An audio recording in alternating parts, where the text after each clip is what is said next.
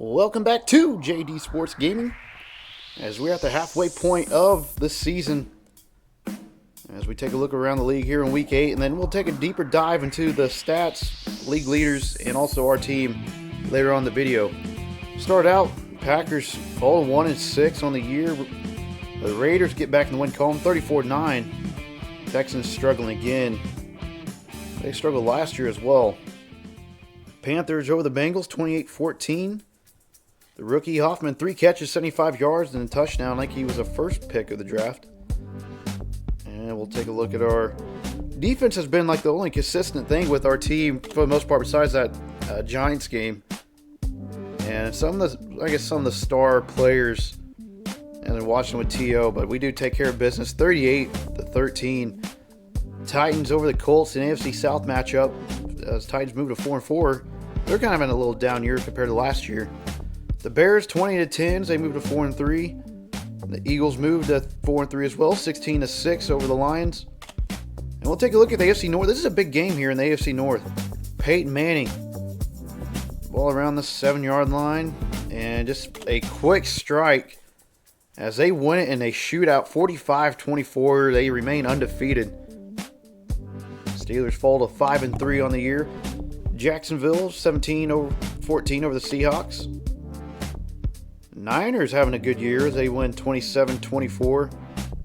Work done, 29 carries, over 100 yards. And again, the boss, 35 carries, 221 yards, and a touchdown. Still getting it done. That's just crazy. Brett Favre also had a good game, 234 and a touchdown. And you'll see the Giants do pick up a couple free agents as they are getting banged up defensively. LeVar Woods and then Edwards at the safety position. So little injuries. You have some players going in to New York. And we'll take a look at a big AFC West matchup. Pennington having a good year. And a little floater, and that is Henry out of the backfield. Slides into the end zone, 41-16. Oh, so it's still the AFC West is wide open as the Raiders do take a lead in the division. Cowboys win as they move to 6-1. And then the Ravens beat the Jets 14-9. As you see, it was the first time I think we got a primetime player on there. Michael Vick, 17-31, 243, 2 touchdown passes, and also 56 rushing yards on the ground. So we'll take that. I don't think we had a primetime player. And I guess offensively, in that aspect, there's an offense we've been struggling, and you'll see it in the stats. But first, we'll take a look around the league, what is happening, and we'll take a first look at the standings up to this point. As you see, the Browns taking care of business there in the north, and then Titans, Jags are competing for the AFC South. Colts can get back in that mix. In the AFC East, Patriots having a down year, and Dolphins, Bills. But you see the AFC West, still up for grabs for everybody, for anyone. Raiders, Broncos, Chargers, Chiefs, we're all right there, neck and neck. Take a look at the NFC. It's a little more clear. The Giants, Cowboys, it's probably some of the top 2 teams, and they're both out of the NFC East, completely different than what the 2020 season is. So that's kind of cool to see. In the NFC West, it's all Niners at 6-1. Then Tom Brady and the Falcons at 5-2. NFC North is a little down here. And we'll take a look now at the league leaders, or actually team stats first, then we'll go to league leaders. As you see, the yardage, total offense, it's all Giants. Titans, Jags, Steelers, Ravens, Broncos, and we have us, which we are putting some numbers up. It's just points and turnovers is what kill us, and part of yardage due to getting behind on teams. But Giants nonetheless lead in all categories offensively. Brett Favre slinging it, and rushing yards, everything. Titans with John Kitna, Randy Moss. And, we go to rushing yardages. You see, we're up there, but it's weird because I don't feel like that's maybe because Vic's averaging maybe 60, 70 yards a game on top of what Miner, Duckett combined with. It's probably 60, 70 yards combined. Defensively, we're one of the top teams defensively in yards given up. rushing yards, passing yards. And let's see some of the worst teams on defense. And then we take a look at the top teams, and we're right there. Rushing yards allowed. Our rushing defense, I've really been happy with our front seven. Our D-line and our linebackers flying around. And in the passing game as well. I think Tillman's starting to get exposed a little more as the season goes on, but I think he's been last few games been playing a little bit better. We'll take a look at turnovers. Leading the league in turnovers. Right behind us are the Colts, and that's probably why we had a 10 turnover game when we played them. And we'll take a look we'll dive into our stats.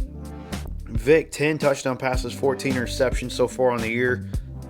And honestly, touchdown passes, he's not really known to throw it. So most of those categories are kind of on average of what he's been putting up. Just a little below from last year, 8.7 yards per attempt. But the interceptions is something that we got to fix. And his rushing yards look like he's going to eclipse his career total.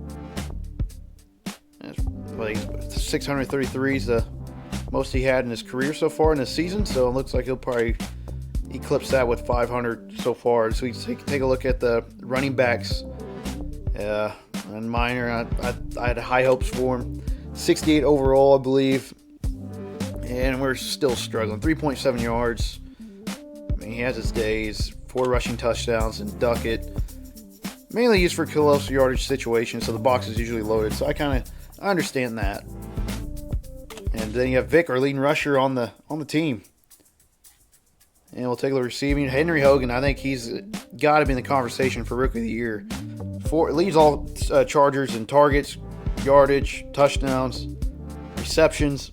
And then you got Brandon Lloyd, Steve Smith, which I think we might, looking into it, we'll see how the offseason plays out, but we might put up one of these guys for trade. And I think we got a lot of problems to fix offensively as we take a look at the leaders. Offensively, I think just looking at it, and I think starts up front. We got in the offseason already think about the offseason upgrading our offensive line, and also looking for a running back in either free agency or in the draft class. And I think that will help Vic in our passing game.